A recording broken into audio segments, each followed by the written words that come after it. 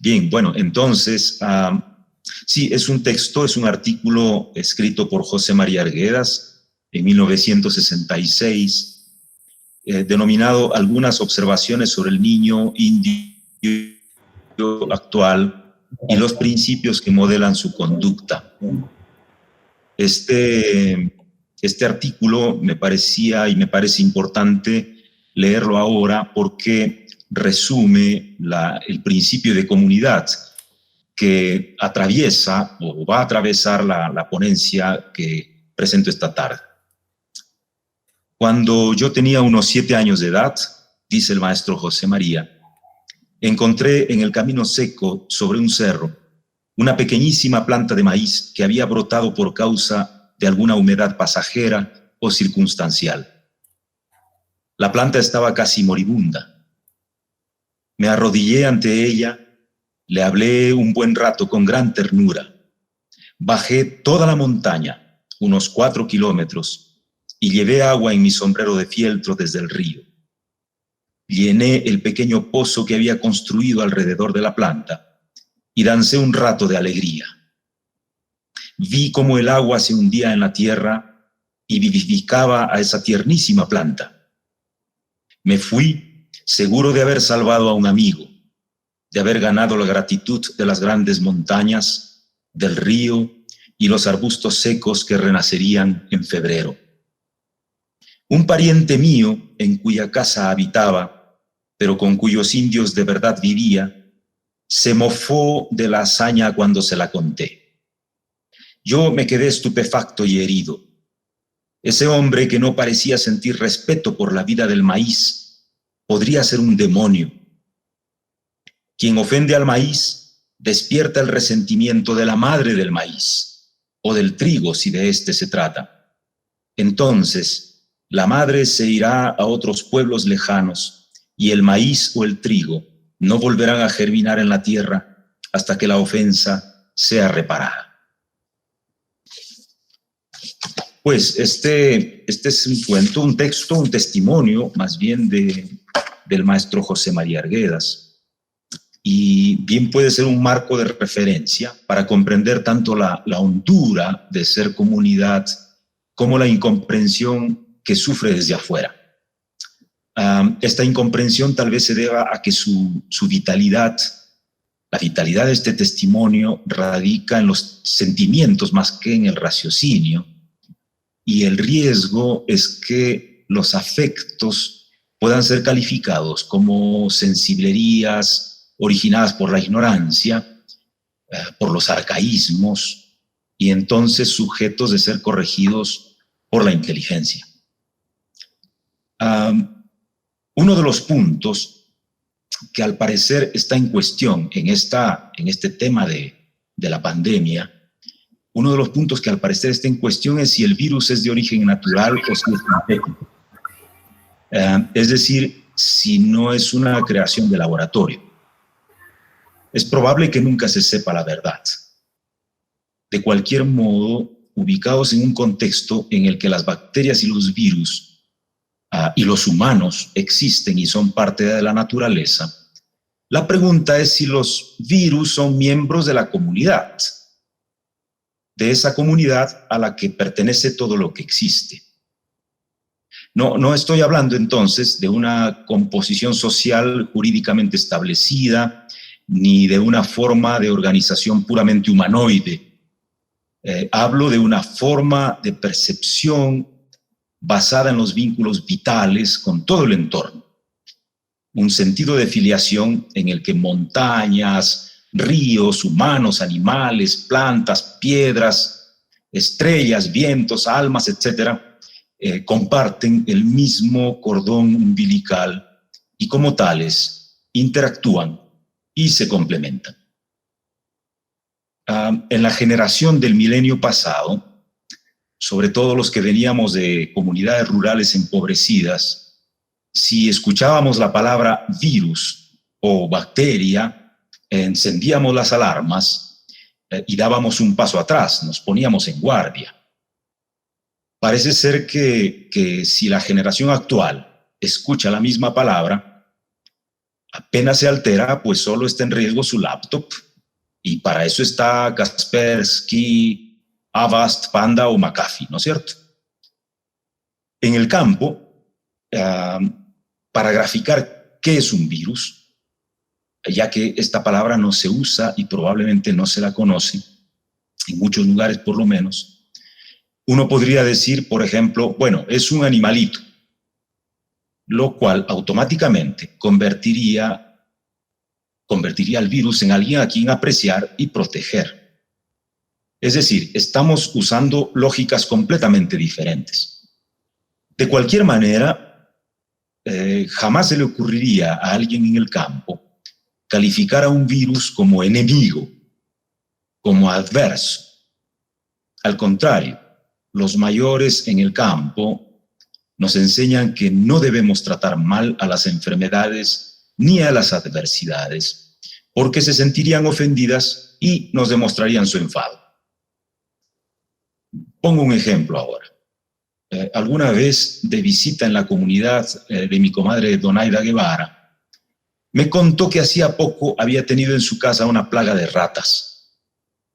Puso todas las trampas y aplicó todos los raticidas y las ratas aumentaron y atacaron con denuedo. Hasta que pidió consejo a su madre y la mayorcita le dijo: prepárales su avío. El avío llamamos al equipaje, a la carga que preparamos para los largos viajes. La mayor le dijo entonces: prepárale su avío y háblales bonito. Así que mi comadre compró quesos y bizcochos, los cortó en trocitos, subió a su terrado, que las ratas habían convertido en su madriguera, y acomodó las raciones diciendo: hermanitas, gracias por su visita. Aquí les dejo su agradito para despedirles y para que puedan irse tranquilas. Al día siguiente no amaneció ninguna rata. En el caso de las enfermedades, en el campo nunca usamos la expresión ha sido atacado por. Nosotros decimos está con, estoy con. Afirmar un ataque implica una concepción acendrada de antagonismo y entonces una disposición del ánimo propensa a la vulnerabilidad. Como decía hace un momento, la palabra virus no es usual en el campo. No sabemos quién es, cómo es su familia, ni cómo se comporta. Cuando algo escapa a nuestra comprensión y al conocimiento específico, puede entrar entonces en la portentosa esfera del misterio, lo que engendra a su vez consideración y respeto. Hace unos días escuché a alguien diciendo que esto es una guerra. Esto del coronavirus es una guerra. Esto de la pandemia es una guerra. Lo que pasa es que eso denota confrontación y denota violencia y denota vencedor y vencido. En todo caso, que sea una contienda contra nosotros mismos, para ser más fuertes y vencer nuestras limitaciones. Porque el virus, sea cual fuere, no se ha educado en la totalitaria dicotomía de bien y mal. Ese dúo imperial que sintetizó alrededor del año 600 antes de nuestra era, el señor Zoroastro o Zaratustra. Esa confrontación inacabable de lo bueno y lo malo, que no permite los coloridos y que rige y satura los enfoques, desde las religiones oficiales hasta la escuela de Harry Potter, pasando por los deseos, las intenciones y las atenciones. Así que, desde ese antagonismo dominante, los virus son malos y además tienen malas intenciones. Quieren acabar con la majestuosa raza humana, con la economía de mercado y con la vida normal, que es tan simpática y sufrible. De paso, ese pensamiento nos libera de cualquier responsabilidad, aunque en una lógica de causa-efecto, por ejemplo, lo que está vacío no es la estantería del supermercado, sino el corazón del mercader que nos tiene dominados y el cerebro de los que lo aceptamos, de los que lo damos por hecho como normal. De modo que un punto crucial en la visión de los problemas desde el ángulo comunitario es el de la ruptura con la naturaleza, o lo que podríamos llamar también la desnaturalización de los humanos. No obstante, también debemos cuidarnos de las generalizaciones. Me explico.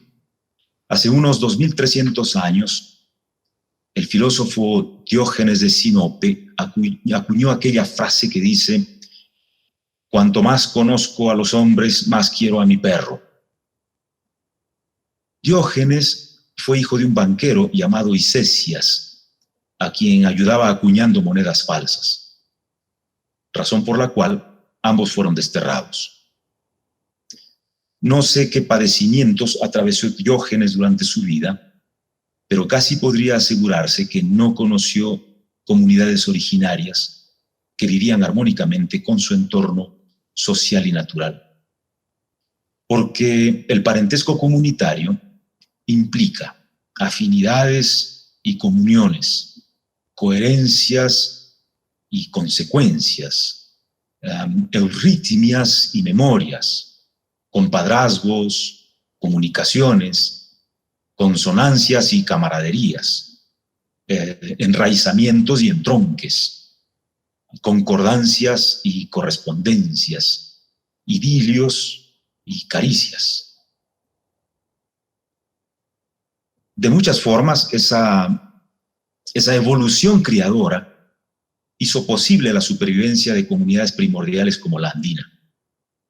Aún somos herederos de herederos.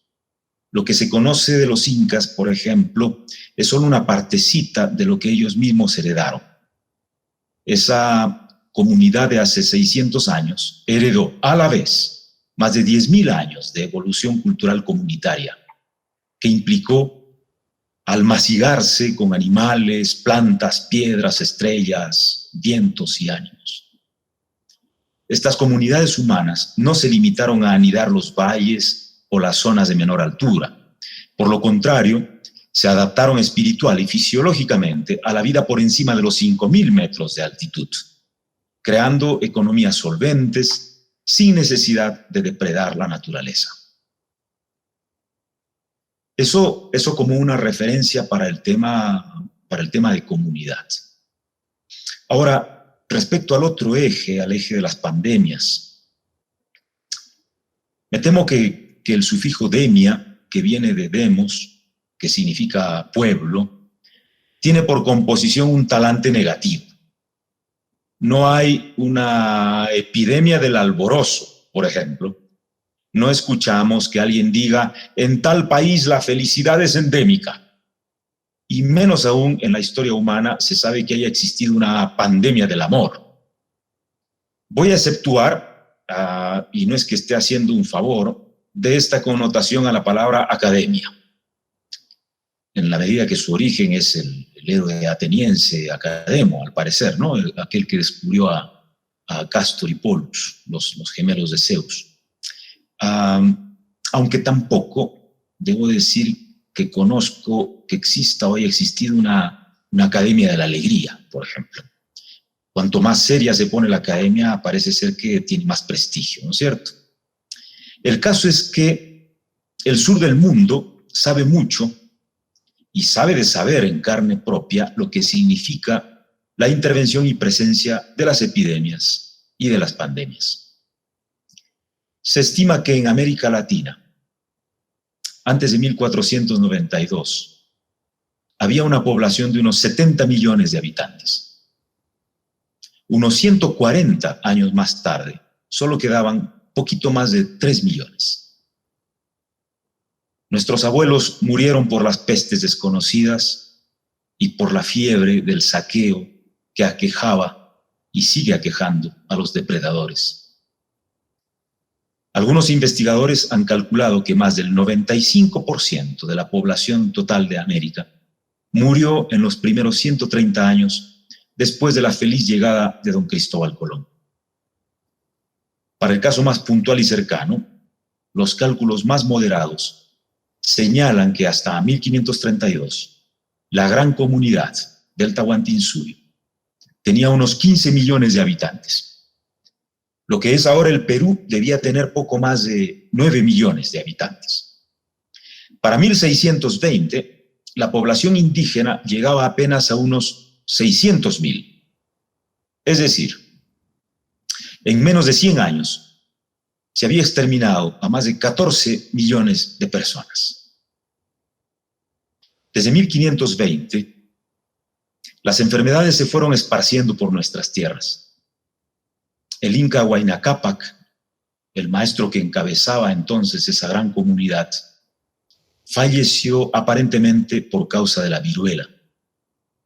Los indígenas carecían de inmunidad para enfermedades europeas que ya eran comunes.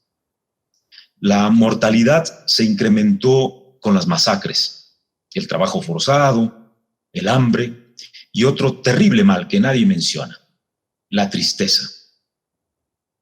Porque mucha pena y aflicción debió causar el ver cómo, sin haber dado razones, la vida moría sin tregua.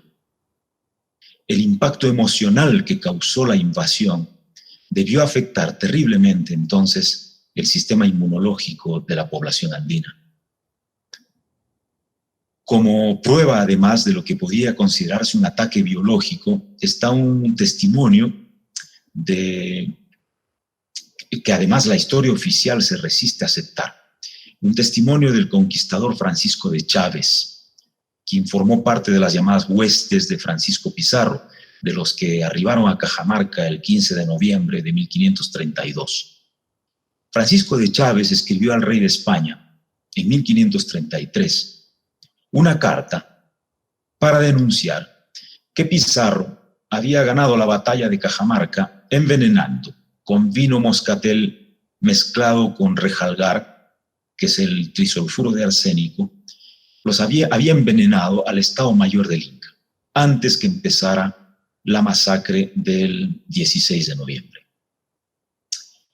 Aquel tiempo fue seguramente una verdadera hecatombe.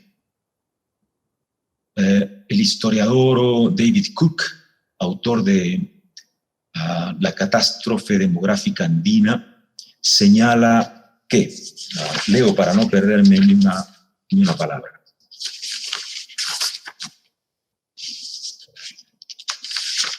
entre 1524 y 1526, la viruela hemorrágica, introducida desde Panamá antes que los conquistadores, asoló el llamado Imperio Inca. Decenas de miles de indios perecieron. Entre 1530 y 1532, una serie de epidemias, probablemente viruela y sarampión, pasó por todo el Perú. En 1546, la plaga o tifus azotó a la población de la región.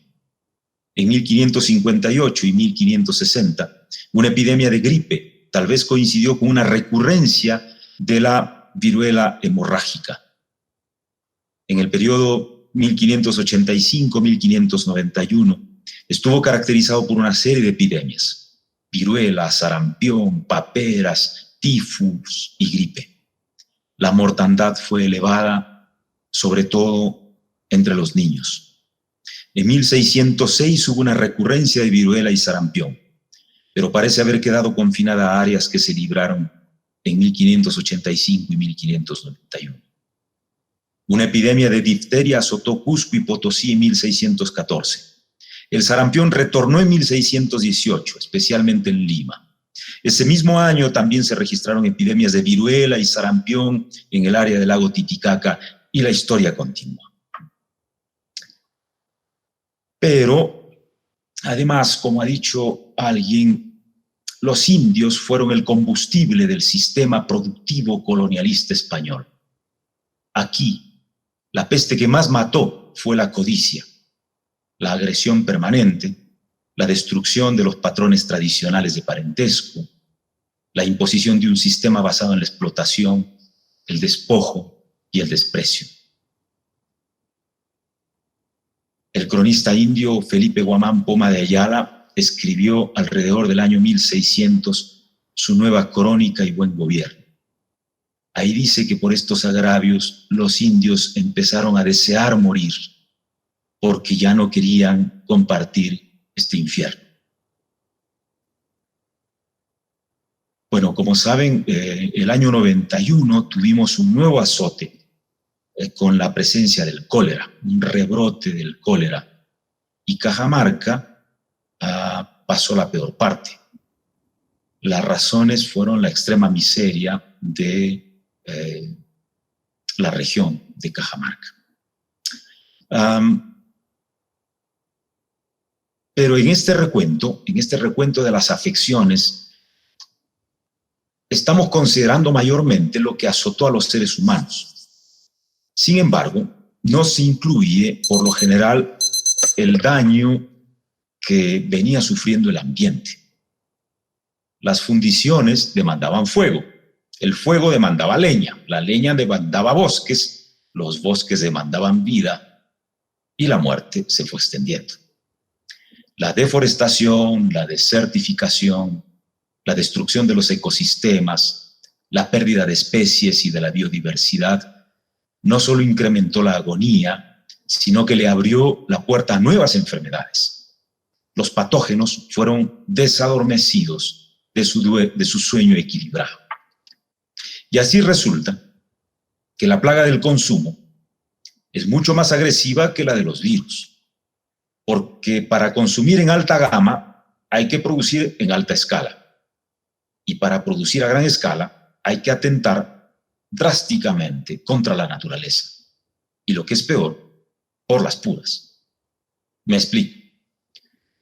Las campañas nutricionales se orientan generalmente a simplificar la dieta en torno a la carne, la leche, los huevos, las verduras, imponiendo así patrones culturales ajenos y, lo que es peor, la dependencia del comercio, el deterioro del medio y el abandono de prácticas nutricionales propias.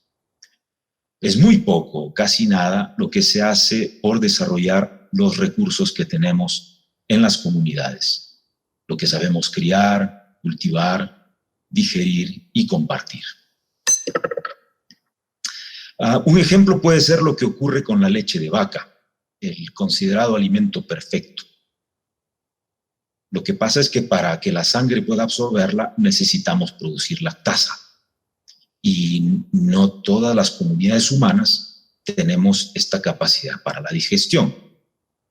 El antropólogo Marvin Harris ha explicado incluso que si esta insuficiencia es grave, la lactosa se acumula en el intestino grueso, empieza a fermentarse y despide gases.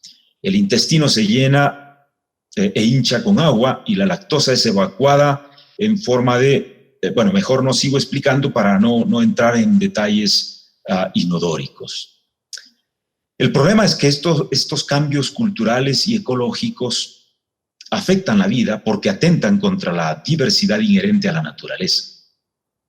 Al parecer, está previsto, bueno, por lo menos hasta ahora, está previsto que la producción mundial de leche se incremente. En el periodo que comenzó con el nuevo siglo, desde el año 2001 hasta el año 2050, que la producción de leche se incremente de 580 a 1.043 millones de toneladas. Y en ese mismo periodo, igual con la producción de carne, que se duplique de los 229 millones de toneladas a 465. Esa sería, para la sociedad tal como está organizada, una señal de prosperidad si cada año la humanidad consume más carne y más productos lácteos. El problema es que, tal parece, criar vacas genera más gases de efecto invernadero que el transporte, los vehículos. Dicen los entendidos que por cada chuletita de carne se emite aproximadamente la misma cantidad de carbono que si se conduce un vehículo durante unos 10 kilómetros. No me imagino cuánto consumen y contaminan aquellos que a la vez que manejan van comiendo la chuleta. Los cálculos señalan que para producir medio kilo de carne se necesitan más de 9.000 litros de agua. Y por cada kilo de queso se emiten 10 kilos de emisiones de dióxido de carbono.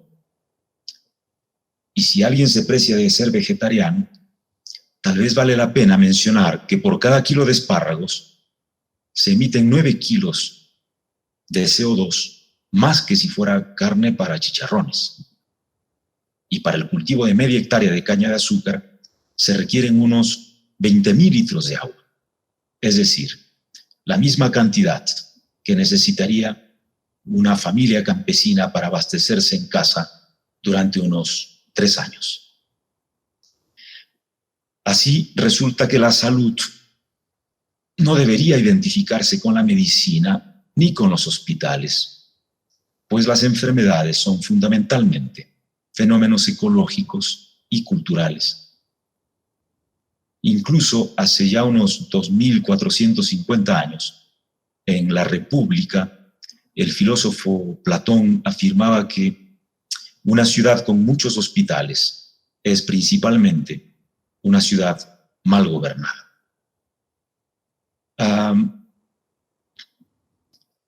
Si llegamos a donde estamos hoy en medio de una pandemia,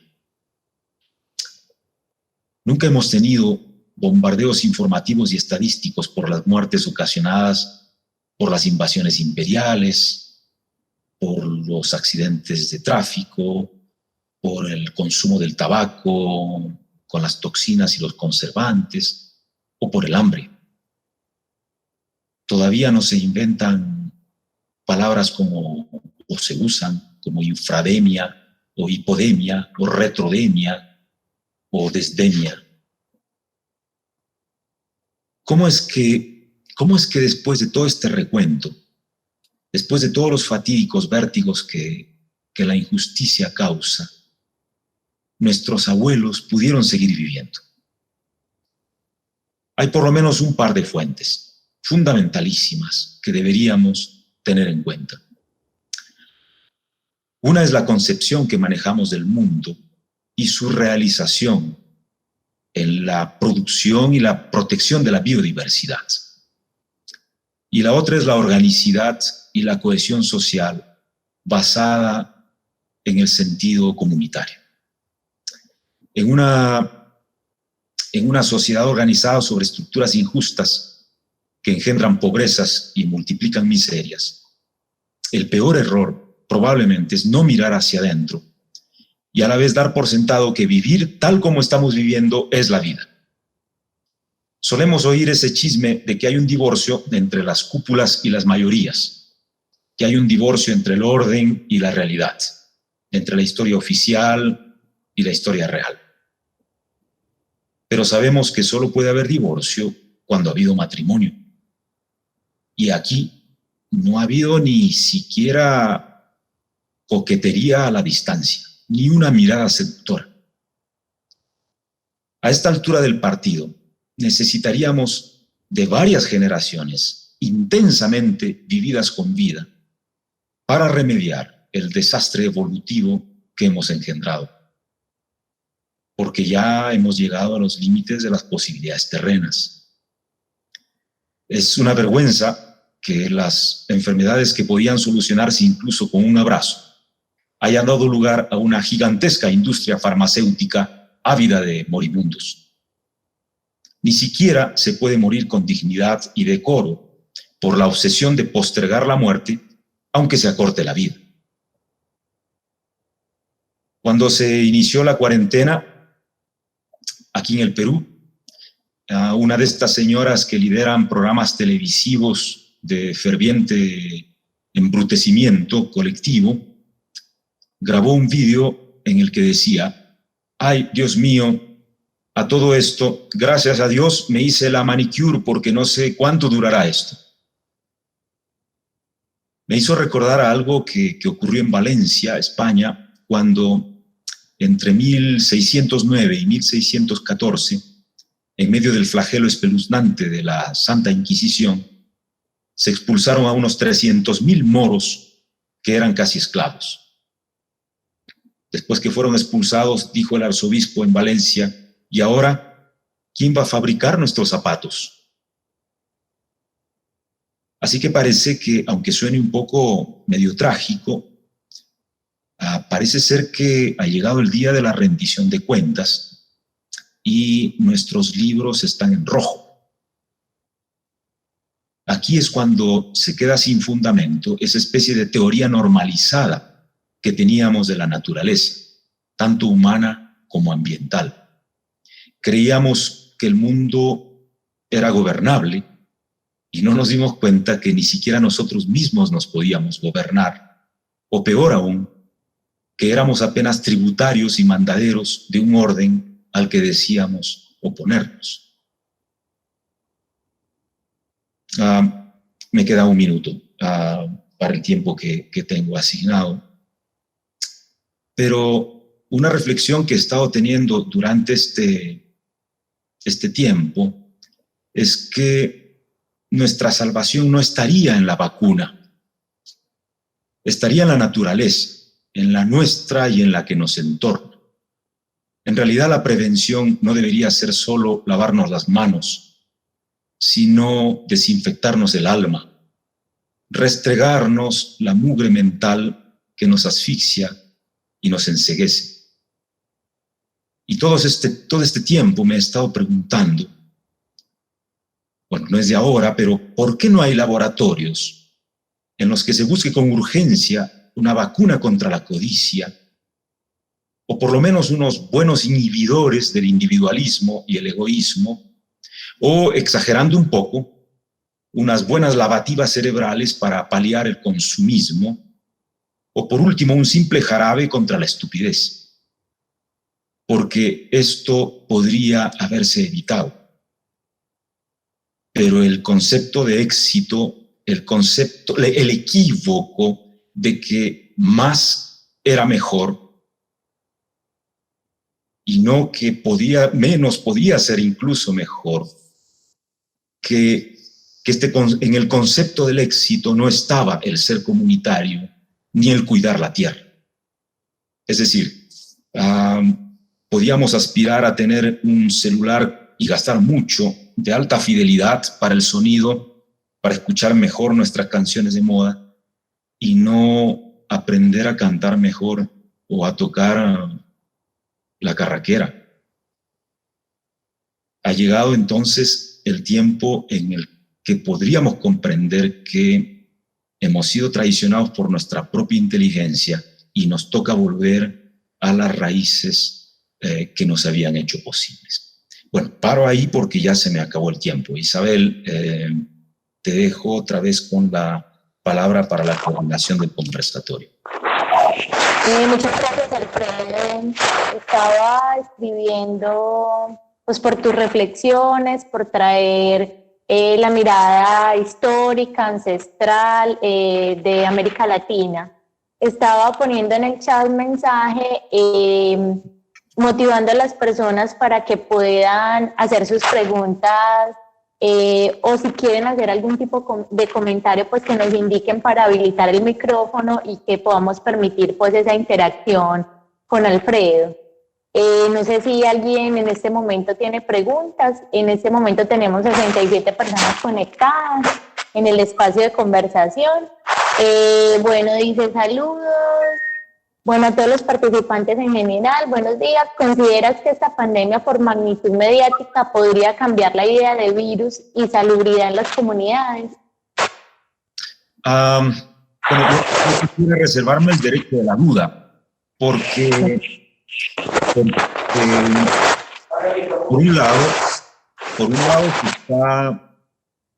por un lado todavía, a pesar de toda la propaganda, se tiene la idea de que hay que volver a como estábamos antes, aunque no está claro qué era antes y qué era lo normal, porque si eso era lo normal, realmente no nos habíamos dado cuenta en qué situación estábamos.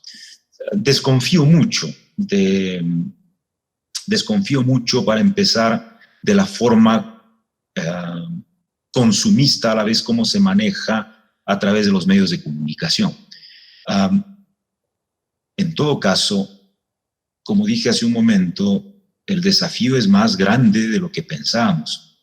Yo no creo que esto se circunscribe a una cuestión discursiva. Tenemos que volver a prácticas muy concretas. Por ejemplo, el acto de criar, el acto de ver crecer las plantas. La soberanía alimentaria, para citar un caso, es algo que tenemos que ponerla en práctica. La aspiración, vuelve un poco la aspiración al hombre nuevo, pero también a la nueva comunidad.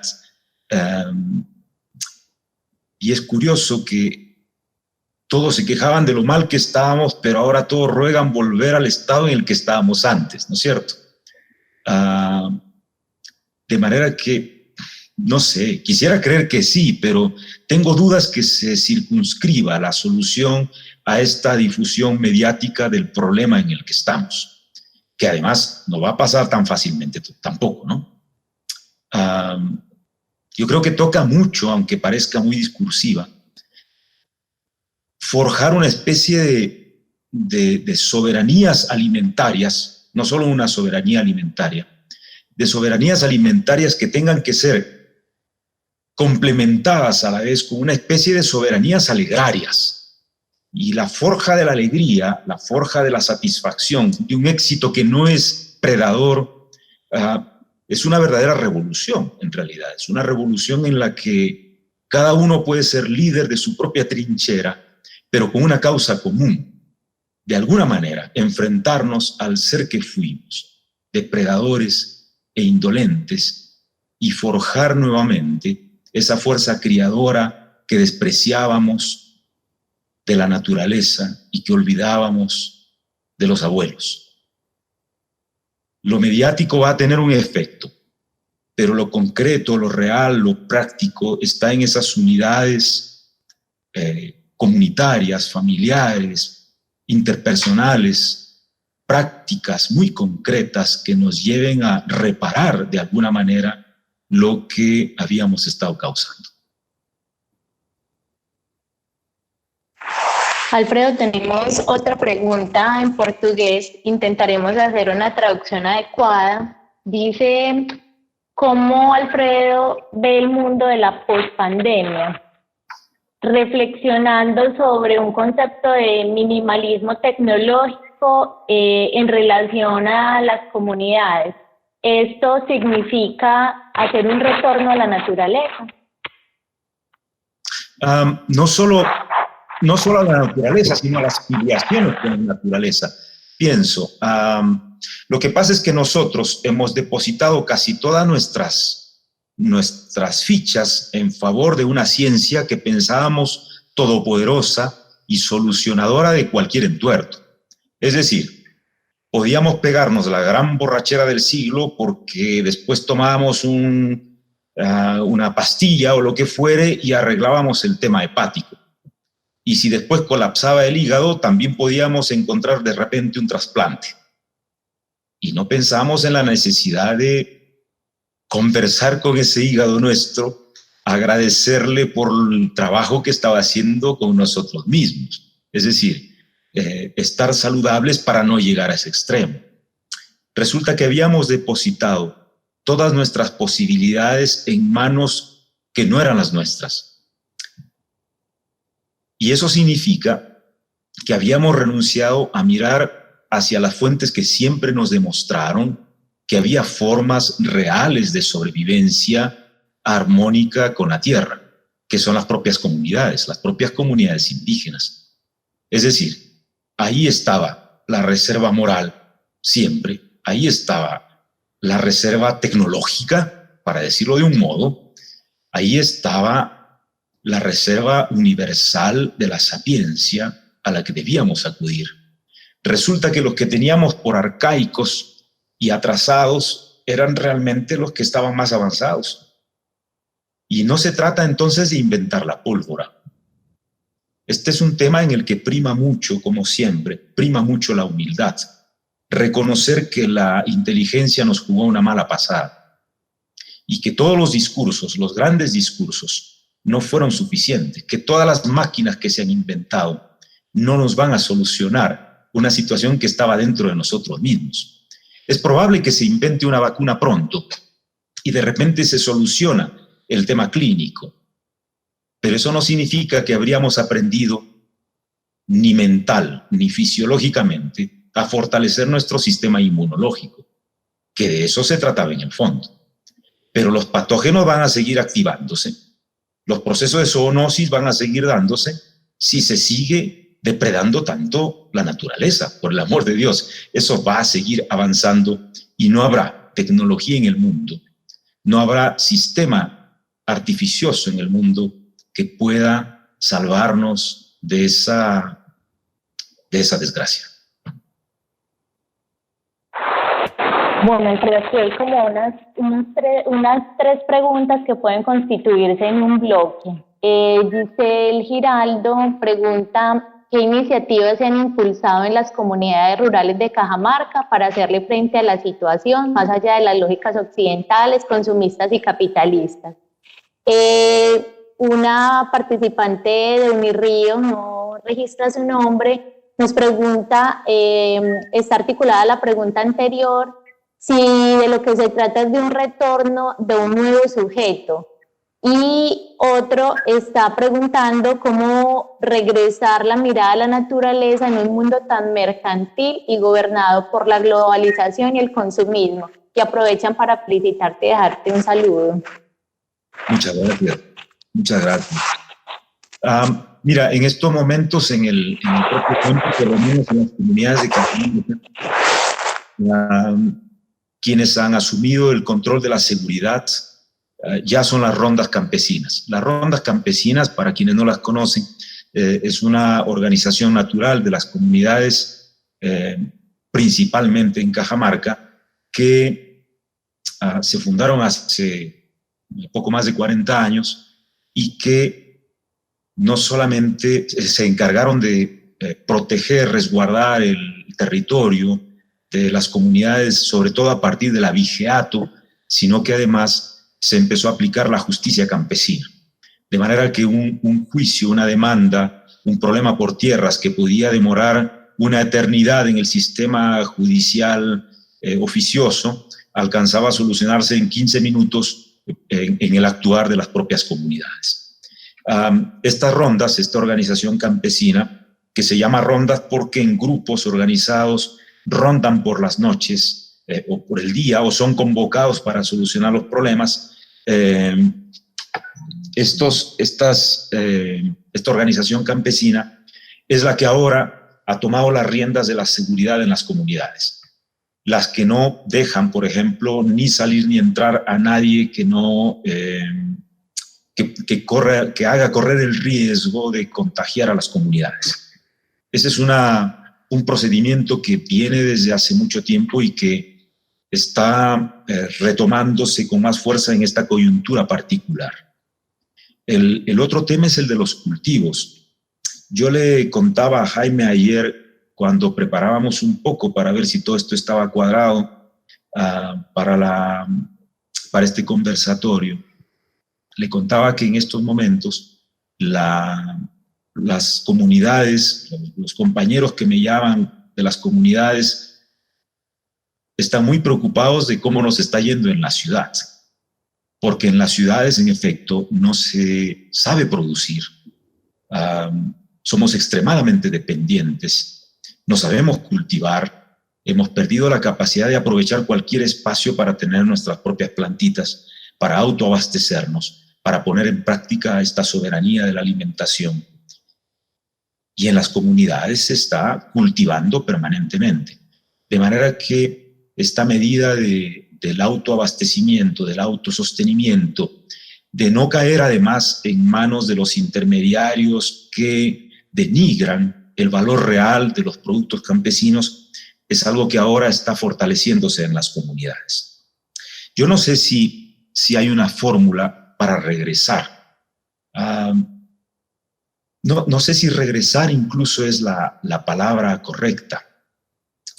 Yo tengo un poco de prurito con relación a esas visiones nostálgicas del pasado. Como hemos dicho en más de una ocasión, no se trata de recuperar el pasado.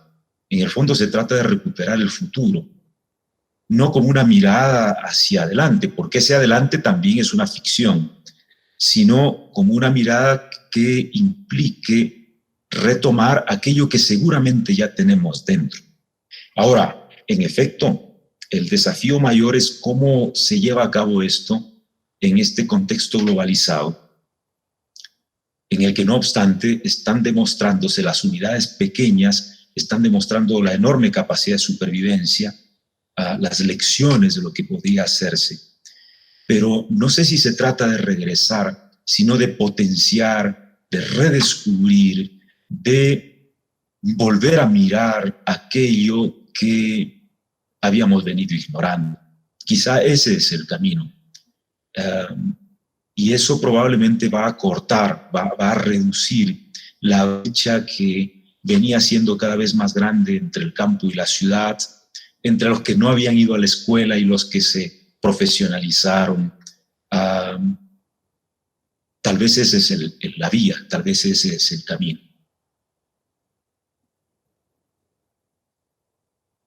Alfredo, muchas gracias. Antes de cerrar como la conversación, Igor nos está proponiendo una pregunta muy interesante que creo que sería muy importante para nosotros, y es: ¿qué lectura nos recomendaría Alfredo para tener una mirada distinta sobre la pandemia?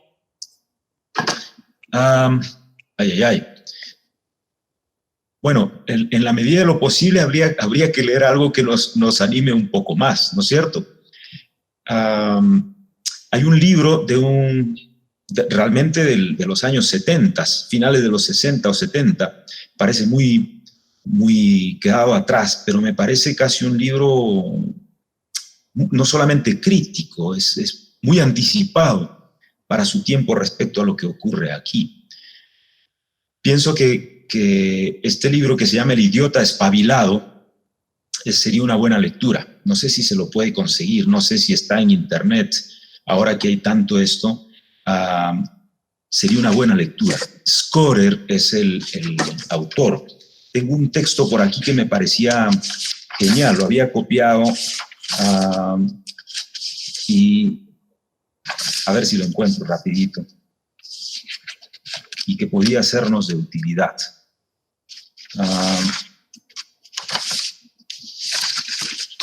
Este Skorer, en este libro que se llama El idiota espabilado, El idiota espabilado, dice en un momento: la historia contará que el mundo fue dominado por una raza de idiotas espabilados en el siglo XX, la cual, al multiplicar al máximo su nivel de producción, se convirtió en la civilización más ineficaz que haya existido. Eran tan inteligentes que, embriagados por su saber, olvidaron toda humildad y se dejaron llevar por el orgullo, hasta degenerar en estúpidos.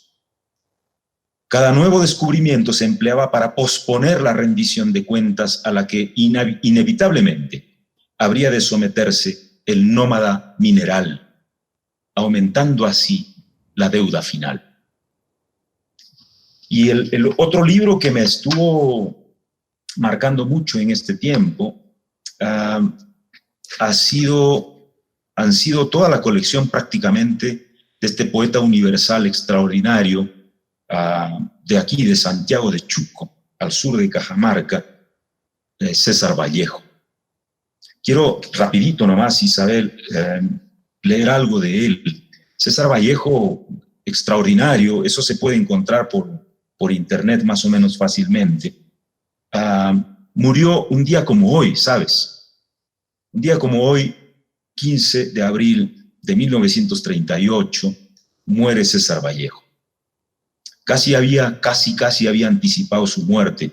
Él decía: yo nací un día que Dios estuvo enfermo, grave.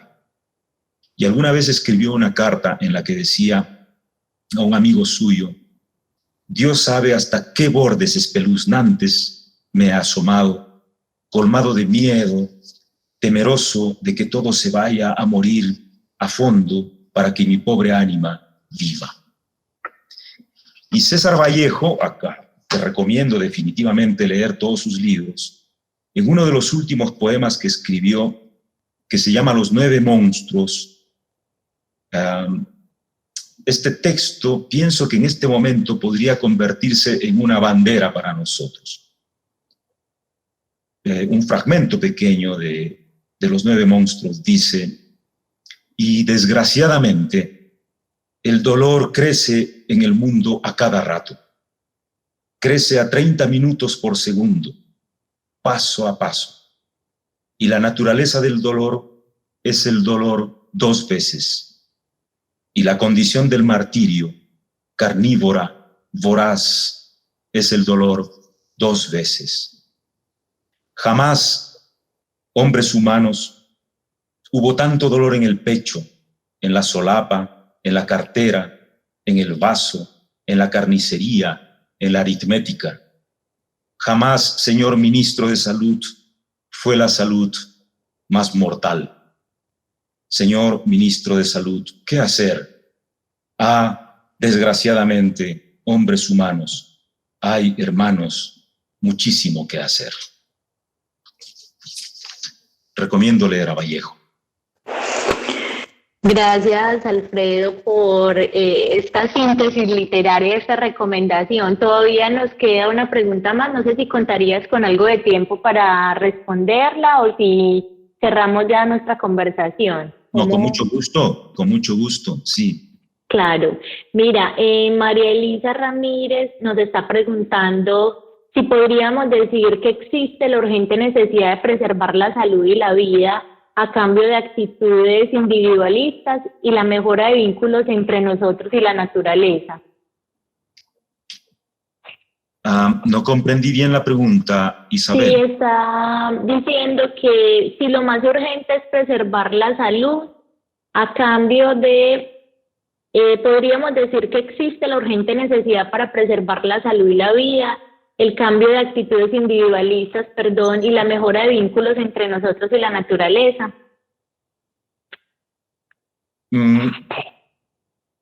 Perdóname, no sé si entiendo bien la pregunta, pero, o sea, es una u otra, una en relación a la otra, no lo comprendo bien. Sí, lo tienen como una sola pregunta, pero yo creo que también está intentando hacer una síntesis de lo que hemos conversado o de lo que has planteado en torno a las transformaciones o el retorno, más bien a mirar lo esencial, a comprender que la salud, la vida y que también se requiere un vínculo distinto entre nosotros y la naturaleza. Creo que está haciendo relación a eso. No sé si María Elisa quiere clarificarle directamente a Alfredo o está bien recogida la interpretación.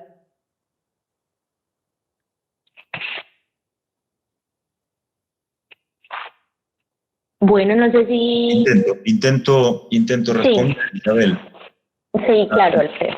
Sí, lo que pasa es que es una cosa con la otra.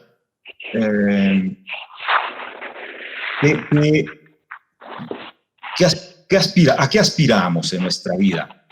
Yo lo noto mucho con la educación. Cuando se propugna, por ejemplo, que nuestros hijos o los jóvenes estudien algo para ser más y ganar más. Es decir, el chico sale con un alma fabulosa de músico, pero tiene que estudiar para ingeniero porque eso da ingresos y ser músico no da ingresos. O sea, ¿qué es nuestra aspiración? ¿A dónde quisiéramos llegar? Claro, hay una razón de carácter económico, ¿no es cierto?, en todo esto también. Pero ¿cuáles son las alternativas? Esa profesionalización es la única alternativa. Si fuera la única, si ya hemos agotado la búsqueda, incluso a nivel de organizaciones, de pequeñas organizaciones colectivas para la parte de la educación, podríamos decir que, bueno, no hay alternativas, pero yo sí creo que siempre habría alternativas. El asunto es que no podemos apuntalar una propuesta, un modelo en el que el hombre sea el beneficiario absoluto y que estos supuestos logros atenten incluso contra el futuro por el que estamos peleando, que supuestamente es el de nuestros hijos. Creo que a veces pienso que nos hemos tomado, estoy generalizando, aunque como ya he dicho, soy enemigo de las generalizaciones, creo que nos hemos tomado muy en serio eso del Génesis, ese principio bíblico de someted la tierra. O sea, yo no creo que sea posible adorar a un Dios que pueda ser justo si se destruye a la vez el mundo que supuestamente había creado. Ahí hay una contradicción absoluta. De manera que una cosa tiene que ir con la otra. Las prácticas, las vivencias, la autodependencia, o por lo menos el puro sentimiento de cultivar la tierra, de ver crecer las plantas, ya es algo. El solo hecho de saber que el agua que economizamos cuando nos bañamos cada mañana con solo abrir una llave puede ser reutilizada en nuestra propia casa, aunque sea que vivamos en un cuartito pequeño. Es probable que no nos aumente el costo de la factura del servicio de agua, pero por lo menos nosotros habremos sabido que estamos formando parte de una brega en la que sí, en efecto, pongo un granito de arena. Una pequeñez aparentemente insignificante, pero estoy haciéndolo. Y los críos crecen con eso, con ese aprendizaje. Esa es una cosa. Y la otra, quiero rápidamente volver, porque vino Mara a hacerme recordar eso, la importancia extraordinaria de los círculos de lectura. Nosotros ya hemos entrado en estos días en el 5º círculo de lectura, en el 5º libro, en realidad, o 6º, no me acuerdo ya, o más, libro que estamos leyendo. Pienso que no solamente recomendaría qué libro leer, sino cómo leerlo y, si fuera posible, dónde leerlo, ¿no? O con quiénes leerlo. Que participen no solamente los seres humanos, que participe también, aunque sea la plantita que criamos dentro de la casa. Leer juntos es una bendición extraordinaria. Bueno, eso. Alfredo, nuevamente agradecerte. Aquí hay muchos mensajes especiales, unos que te mandan diciendo que un inmenso placer conocerte, escucharte, tus palabras dan calorcito al alma, un mensaje que te mandan los promotores de lectura de Colombia. Muchas gracias. También los mensajes por las palabras y las reflexiones profundas. A ver los mensajes, bueno, básicamente agradecer. Un placer escucharte desde Colombia, promotores de lectura de la Biblioteca Nacional. Bueno, también Orlanda, gracias Alfredo por ayudar a girar la mirada hacia otros ángulos para mirar entornos actuales, especialmente por hacer un llamado a la autoconciencia y responsabilidad que todos tenemos sobre el estado del planeta. Un fuerte abrazo. No, muchas gracias a ustedes, de veras, felicitaciones y un abrazo muy grande para todos los que han estado conectados y conectándose, compartiendo esta conversa. Muchísimas gracias, de verdad. Un abrazo muy fuerte. Sí, también para todas las personas que nos acompañan, siempre son bienvenidos, bienvenidas. Es un momento especial y de aprender a conectarnos desde otros lugares, ¿cierto? Entonces, que tengan una feliz tarde. Un abrazo a toda la familia en Cajamarca, Alfredo, Muchas a Natalia, Rita, a Muchas todos. gracias. Y bueno, estamos en contacto y los esperamos el 22 de abril a las 3 de la tarde Colombia, 17 horas Brasil. Vale, pues, cuídense mucho, que estén muy bien. Bueno, chao, muchas gracias. Gracias, hasta luego.